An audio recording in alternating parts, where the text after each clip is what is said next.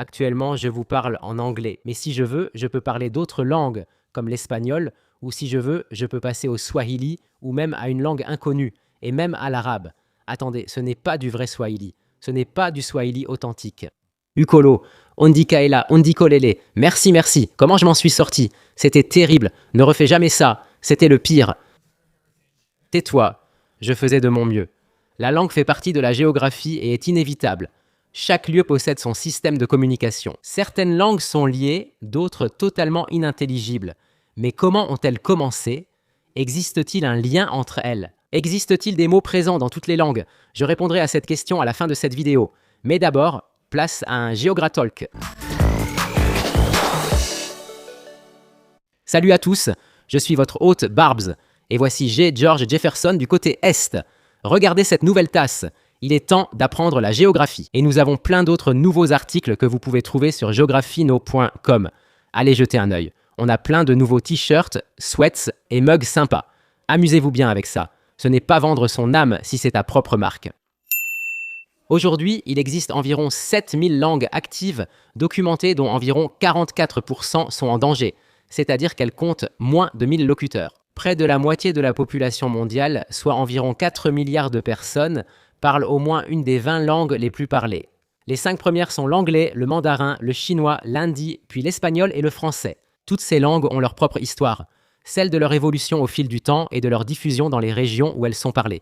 Les langues ressemblent beaucoup aux gens cependant. Plus on remonte le temps, plus on commence à réaliser que toutes ces langues commencent à converger vers une même branche unique dont elles et leurs langues sœurs sont toutes issues. Autrement dit, on peut en quelque sorte voir l'ancêtre dont toutes les langues sont issues.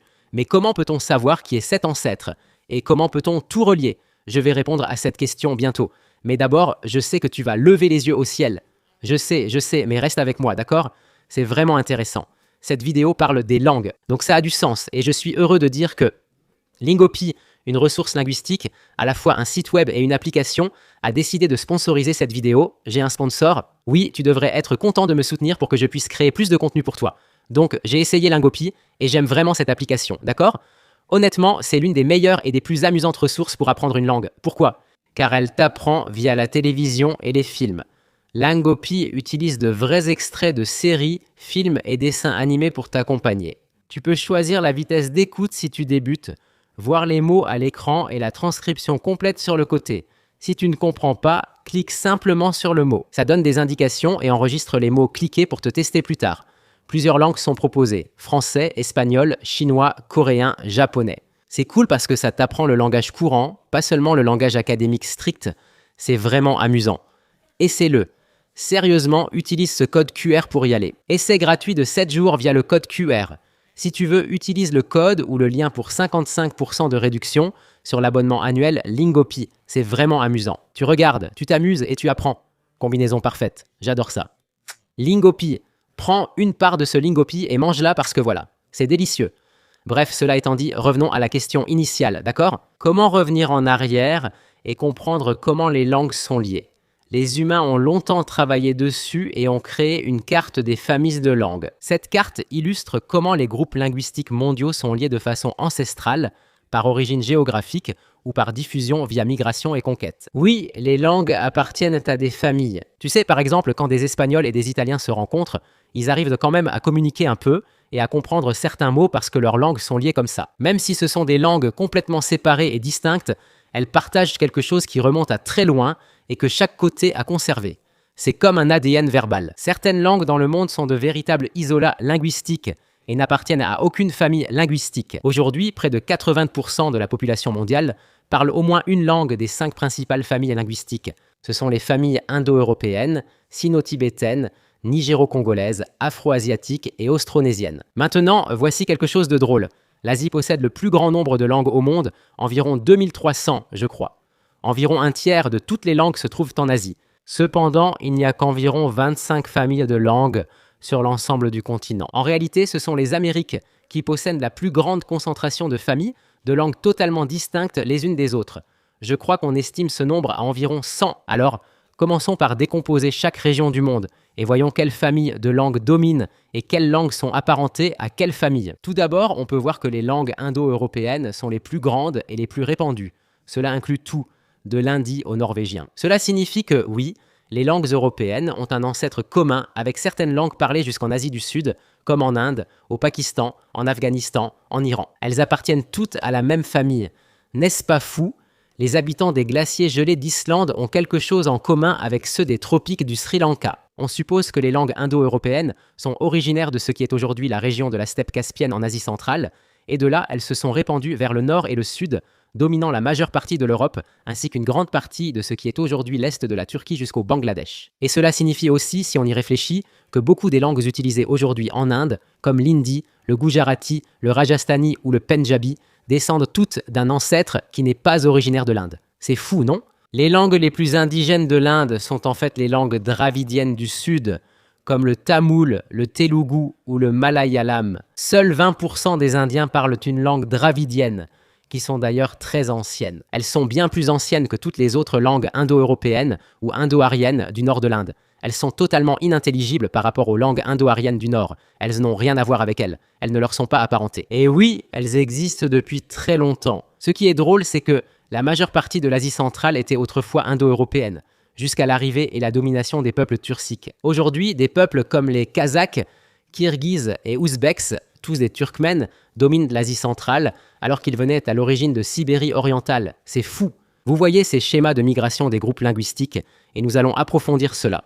Donc, pour la famille indo-européenne, elle se divise en quelque sorte en 8 sous-groupes principaux. En Asie du Sud, vous trouvez le groupe indo-arien, parfois appelé indo-iranien. Cela inclut des langues comme le persan, le farsi, le pachto, l'ourdou, l'hindi, jusqu'à la langue singalaise que l'on trouve au Sri Lanka. Si vous allez dans la région du Caucase, un peu plus au nord, vous trouvez la langue arménienne isolée. Elle n'a pas d'autre groupe apparenté. Elle appartient à la famille indo-européenne, mais n'a aucune langue apparentée. L'arménien est donc isolé parmi les langues indo-européennes. Et ensuite, nous allons passer au reste de l'Europe, les langues indo-européennes. Et vous savez quoi ? Pour cette partie, je vais demander à mon correspondant Brian de me remplacer. C'est un polyglotte qui parle 5 langues et connaît bien l'Europe. Il est très moche, pas plus attirant que moi, donc je ne me sens pas menacé. Bref, voici Brian.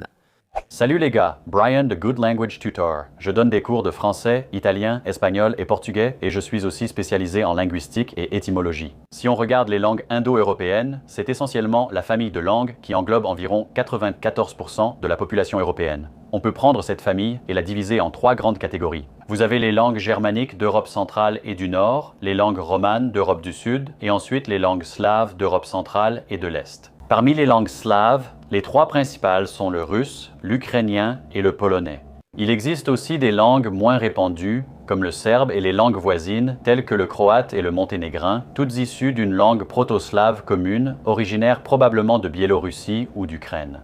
Le groupe suivant de langues est celui des langues germaniques. Les 2 plus grandes langues de ce groupe sont bien sûr l'anglais et l'allemand. Le norvégien, le suédois, le danois et le néerlandais font aussi partie de ce groupe. Les langues germaniques viendraient du sud de la Suède ou du nord de l'Allemagne. Enfin, les langues romanes sont surtout parlées dans le sud de l'Europe et le bassin méditerranéen. Les principales langues romanes comprennent le français, l'espagnol, le portugais, l'italien et le roumain. Ces langues descendent du latin vulgaire, c'est exact. Le latin parlé dans tout l'Empire romain. Outre les 3 grands groupes indo-européens, il existe aussi d'autres langues comme les langues celtiques, originaires d'Irlande, de Grande-Bretagne et de Bretagne, et les langues baltes, dont le letton et le lituanien. Il faut aussi citer les langues non indo-européennes parlées en Europe. Celles-ci incluent les langues ouraliennes, le hongrois, le finnois, les langues turques, le turc et la Turquie, ainsi que le basque, qui est une langue isolée sans parenté, connue avec d'autres langues, parlée dans le sud-ouest de la France et le nord-ouest de l'Espagne. Merci Brian. Maintenant, avec cela, passons à l'Asie et à sa plus grande famille linguistique, la famille sino-tibétaine.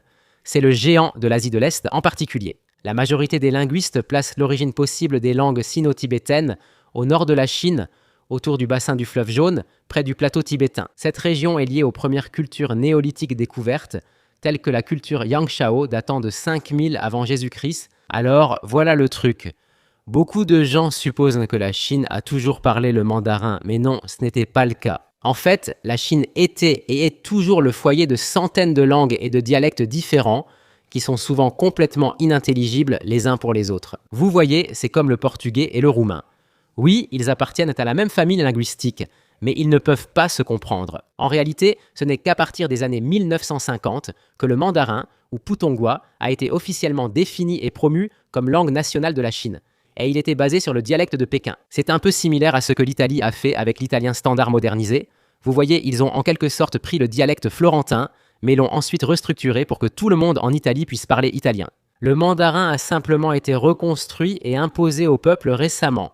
Ce n'est même pas quelque chose qui existe depuis longtemps. Mais quoi qu'il en soit, avec cela en tête, évidemment, le chinois mandarin est la plus grande de toutes les langues sino-tibétaines, avec plus de 1,3 milliard de locuteurs. Après cela, au sein de la famille sino-tibétaine, les autres plus grandes langues incluent des langues comme le yue, parfois appelé cantonais, le wu, ainsi que les langues tibétaines et le birman. Oui, le birman du Myanmar, la Birmanie.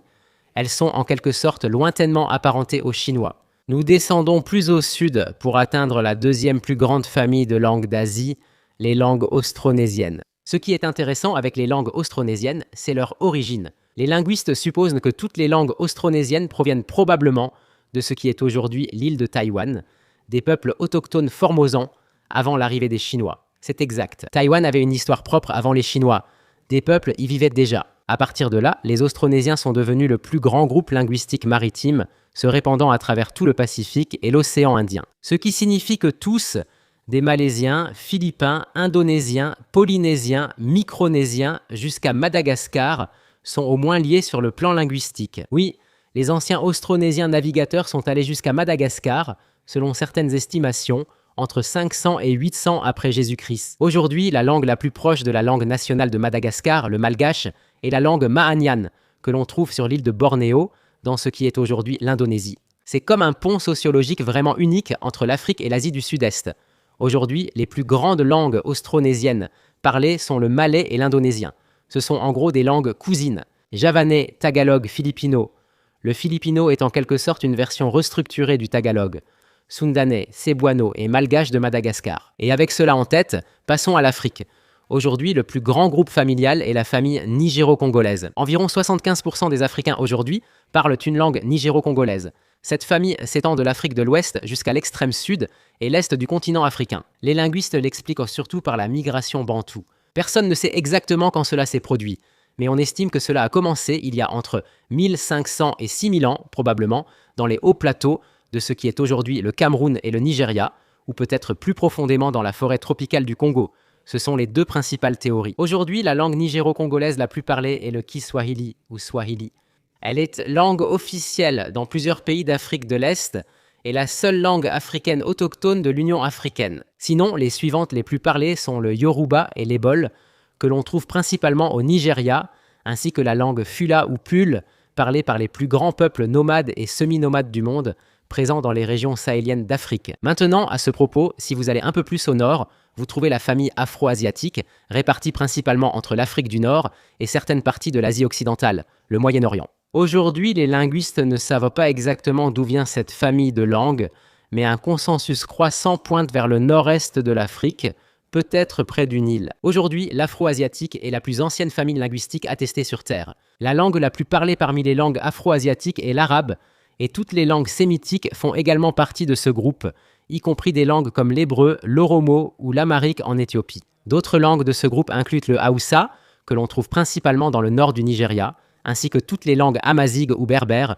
que l'on peut trouver à travers le Sahara. Enfin, même si elles sont moins parlées, car la majorité des peuples des Amériques utilisent une langue indo-européenne comme l'anglais, l'espagnol ou le portugais, je souhaite tout de même présenter quelques tendances intéressantes dans les Amériques. Comme indiqué, les Amériques ont la plus forte concentration de familles de langues, dont certaines subsistent et bénéficient parfois d'un statut légal. Le Paraguay est officiellement bilingue, avec l'espagnol et le guarani.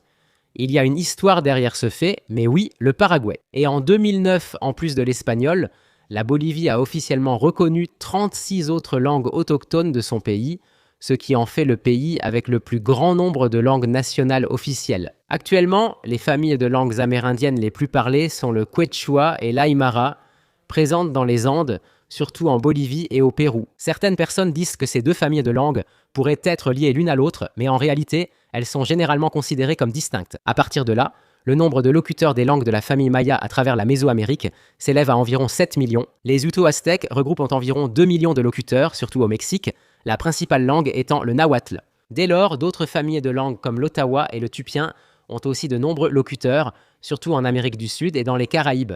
Donc, avec cela en tête, vous pouvez maintenant voir comment toutes les langues du monde se regroupent et forment leur propre famille distincte, dont elles dérivent toutes. Mais la question est, peut-on aller encore plus loin ? C'est là que cela devient très spéculatif et compliqué, parce que, tout d'abord, les langues ne laissent pas de fossiles. Deuxièmement, il n'y avait pas d'appareil d'enregistrement alors, donc rien n'est vraiment certain. Mais nous disposons de textes anciens écrits. Et aujourd'hui, les plus anciens textes écrits que nous possédons d'une langue écrite sont les textes sumériens rédigés en cunéiforme, datant d'environ 3200 avant Jésus-Christ. Ceci est considéré comme la plus ancienne langue écrite connue.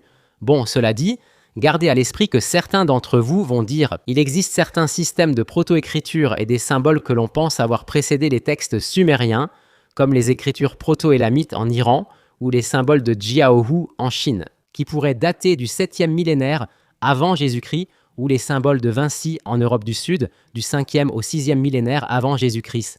Mais ces artefacts restent indéchiffrables et il est difficile de savoir s'ils étaient uniquement symboliques ou constituaient une véritable écriture pour transcrire une langue. Tu sais, comme un octogone rouge est généralement compris comme signifiant arrêt, mais ce ne sont pas des lettres qui forment un mot. Tu vois ce que je veux dire ? Donc, sans vouloir t'ennuyer avec tous les détails sur la façon dont les linguistes font tout ça, tu sais, ils prennent des schémas de paroles, des mots apparentés et tout ça, ils analysent les structures grammaticales, etc. Bla bla bla. Ils font tout ce travail scientifique et linguistique et ils arrivent de plus ou moins à reconstituer comment, selon eux, les langues anciennes pouvaient sonner. Et en faisant cela, on crée en gros quelque chose qui, selon nous, pourrait remonter à 10 à 12 000 ans peut-être. À ce jour, les seules deux familles de langues que l'on peut à peu près partiellement reconstituer avec un certain degré de confiance sont le proto-indo-européen et le proto-afro-asiatique. Mais peut-on remonter encore plus loin ? C'est là que tout devient controversé et que les linguistes commencent littéralement à se fâcher et à se menacer les uns les autres. J'ai vu des linguistes se fâcher et se menacer pour ces sujets. C'est absurde. Tu te bats pour un préfixe, range le couteau, je vais te donner des exemples. Quand il s'agit des langues amérindiennes, beaucoup de linguistes ont essayé de voir s'il existait une quelconque connexion possible, peut-être entre les Athabascans et les Sibériens de l'Est. Puisque selon la théorie de la migration, les Amérindiens ont traversé le pont terrestre depuis l'ancienne Sibérie vers les Amériques, puis ont migré vers le sud. Donc il est logique de penser qu'il pourrait y avoir une certaine connexion à ce niveau-là. Mais oui, certains linguistes appellent à cette théorie les langues déné-yéniséennes, reliant possiblement les langues athapascanes ou déné à l'ancienne langue yéniséenne de ce qui est aujourd'hui la Sibérie. C'est une langue presque éteinte. Ils ont trouvé des schémas dans la structure des verbes et des correspondances sonores. Ce n'est pas suffisant pour conclure, mais la théorie reste intéressante. Si cela était vrai, cela soutiendrait fortement la théorie de la migration par le pont terrestre. Il y a aussi l'hypothèse nostratique qui suggère que l'indo-européen et l'afro-asiatique pourraient avoir un ancêtre commun. Et sur ce point, il y a la théorie la plus controversée. J'ai littéralement vu des gens se battre de façon menaçante à ce sujet. C'est fou. D'abord, la plupart des linguistes n'adhèrent pas à cette théorie et ils penseront que vous êtes stupide si vous en parlez. Mais il y a encore des gens qui y croient. C'est la théorie des langues altaïques ou trans-eurasiennes qui propose une macrofamille reliant les langues turques, mongoles, toungouzes, japoniques ou japonaises et coréaniques ou coréennes. Si cela était vrai, cela changerait totalement la perception de ces langues, surtout car le coréen et le japonais sont des isolats linguistiques. Elles ne font partie d'aucun autre groupe familial, ce sont leurs propres familles linguistiques. Parfois, les langues ont aussi de fausses pistes. On ne peut même pas toujours savoir si un mot d'une langue vient d'une autre famille, car ce monde est tellement mélangé que les gens empruntent souvent des mots et des choses ailleurs. C'est fou. Par exemple, l'arabe a influencé l'espagnol et le swahili. L'espagnol a influencé le tagalog et le filipino. Le chinois a influencé le vietnamien. Le persan a influencé les langues turques. Le maltais est en gros de l'arabe italianisé. Même l'anglais, la langue anglaise moderne que je parle en ce moment, est dérivé à environ 70% du français et du latin. Si tu entendais l'anglais ancien, tu ne comprendrais rien.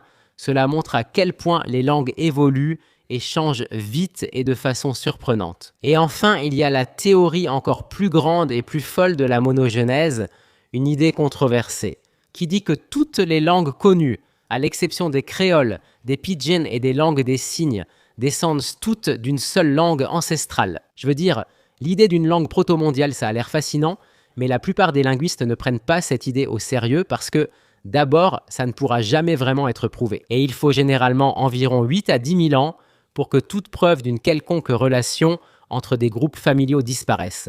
Donc, on ne le saura jamais. À moins de créer des machines à voyager dans le temps, on ne le saura probablement jamais. Mais pour revenir à la question initiale de cette vidéo, il y a un point intéressant. Des recherches menées par des linguistes de l'Institut Max Planck de psycholinguistique ont découvert qu'il semble y avoir un mot qui est présent et apparaît dans presque toutes les langues du monde. Quel est ce mot? Ce mot, c'est ce « un » si interrogatif. Dans presque toutes les langues de la planète, on peut entendre des gens dire le mot « un » ou une variante comme « hein », cette intonation montante interrogative. C'est présent dans presque toutes les langues du monde. Et c'est peut-être la seule chose qui relie tous les humains et nos langues.